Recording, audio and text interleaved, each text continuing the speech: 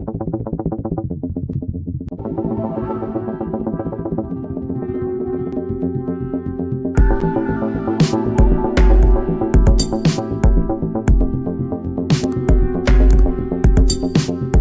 what's up mga ka-Reclons? Isang magandang araw po muli sa ating lahat at ganun po man, welcome po muli dito sa aking YouTube channel, Reclons TV. At isa na naman pong video ang aking talakayan at ibahagi sa inyo. At dito sa video na to ay ipakita ko sa inyo kung paano tayo mag-diagnose ng circuit sa resistor block. At bago ang lahat, nais ko muna sabihin sa inyo na kung di pa kayo nakapag-subscribe dito sa aking YouTube channel, please pakisubscribe na at pakipindot na rin yung notification bell upang sa ganun ay updated kayo sa susunod ko pang mga video tutorial. So tara guys, samahan niyo ako at panoorin natin itong video na to. Pasok mga kaibigan! So yun guys, ating makikita, meron akong dalawang klase ng resistor block dito. At ito yung isa, then ito yung isa.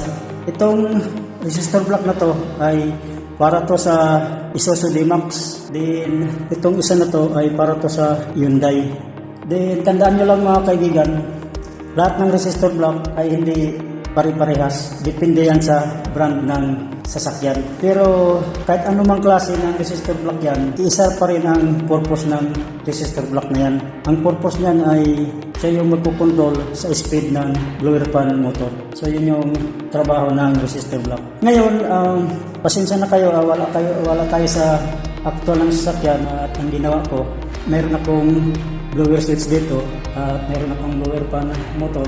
Then ang ginawa ko, kinuniktahan ko na lang siya ng kanyang wiring circuit. So ayan, meron akong blower fan relay at meron tayong fuse. Then meron akong switch. Itong switch na to ay kunwari yan yung gagamitin ko sa substitute sa ignition switch. Kasi ang circuit ng blower fan motor at sa resistor dadaan ng ignition switch. Ibig pong sabihin, bago magkaroon ng power ay makaturn on muna sa ignition switch. Kaya ginamitan ko lang siya ng ordinaryong switch lang. Din ngayon, itong resistor block na to ay kukonektahan ko muna at mamaya ipakita ko sa inyo kung paano tayo mag-diagnose ng resistor block at malaman natin kung sira yung resistor block. So yun ang ating topic ngayon at ibabahagi ko sa inyo. So yan, i-connecta ko muna yung wiring. So yan, ito yung para sa speed number 1. Then ito yung sa speed number 2. At ito naman yung sa speed number 3. Then ito yung sa speed number 4. So yan. Then yung para sa blower ay nakakonekta na yan. Kasi ang pag-usapan naman natin dito ay kung paano tayo mag-diagnose at malaman natin kung sira yung resistor block. Yung mismong circuit ng resistor block, kung paano natin i-diagnose, ipakita ko sa inyo. So yun yung ating alamin. So ayan po mga kaibigan, ngayon ipakita ko sa inyo kung paano tayo mag-diagnose ng ganitong concern. Kapag nasa actual tayo ng sasakyan, siyempre dapat makaturn on tayo sa ating ignition switch. So ayan, kunwari turn on ko na yung ating ignition switch para magkaroon ng power yung relay. So ayan, ngayon pagka nakaturn on tayo sa ignition switch, i-verify natin yung concern. So yan, ito yung blower switch, then ito yung blower. Ngayon, ang gagawin ko, i-verify ko yung concern. So yan, ito on ko sa speed number 1. So yan, yung nakita, hindi gumana yung ating blower fan sa speed number 1. Ngayon, ito on ko sa speed number 2. Ayan, gumana yung blower fan motor. Then, speed number 3. Ayan, gumana rin. At yung sa speed number 4. So ayan, inyong nakita na yung number 2, number 3 at yung number 4 ay gumana. Ang hindi lang gumana ay yung sa speed number 1. So ibig sabihin, mayroon tayong problema sa speed number 1. At para malaman natin kung alin ang sira, kasi ang suspect natin pag na-verify na natin na hindi gumana, dalawa ang suspect natin. Maaaring itong blower switch o yung resistor block. So ang una natin gagawin, pag na-verify na natin na hindi gumana yung ating blower fan motor sa kahit anong speed ng resistor, ilocate natin yung resistor block at bunutin natin yung socket connector. Sa actual na connector, siyempre buo yung socket connector.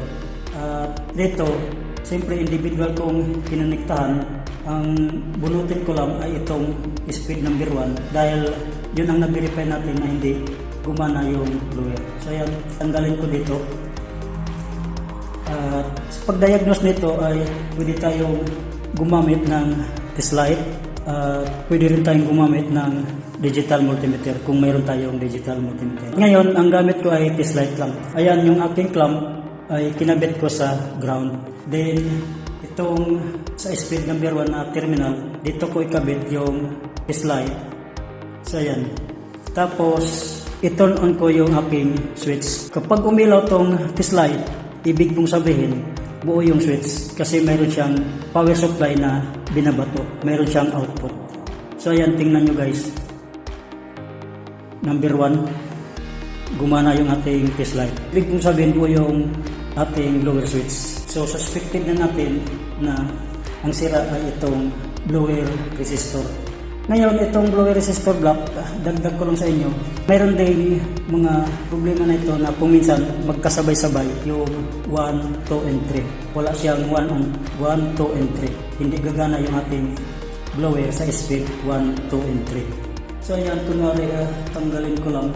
Ayun, tingnan nyo, wala, hindi siya gumana.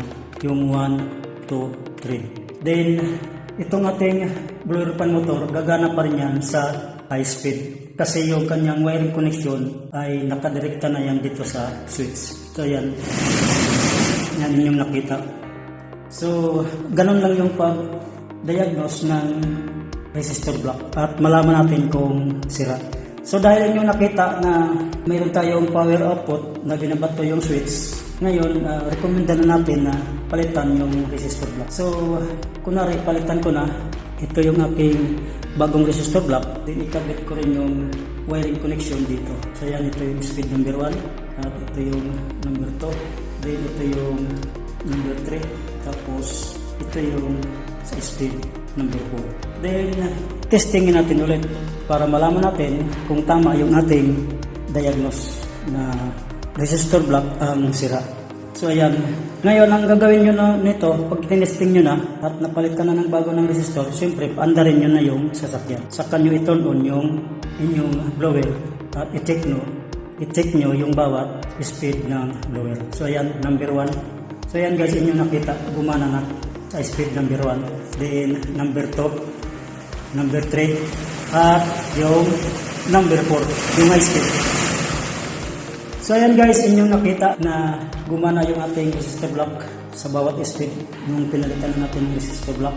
Then ngayon, tips ko lang sa inyo, yung circuit ng blower at resistor block, mayroong ibang brand ng sasakyan na ang control sa switch, yung output ng switch ay negative. Ang gagawin nyo pagka nag-diagnose kayo, itong inyong test light, ililipat nyo lang yung clamp sa positive at i-measure nyo yung output, yun yung magiging negative.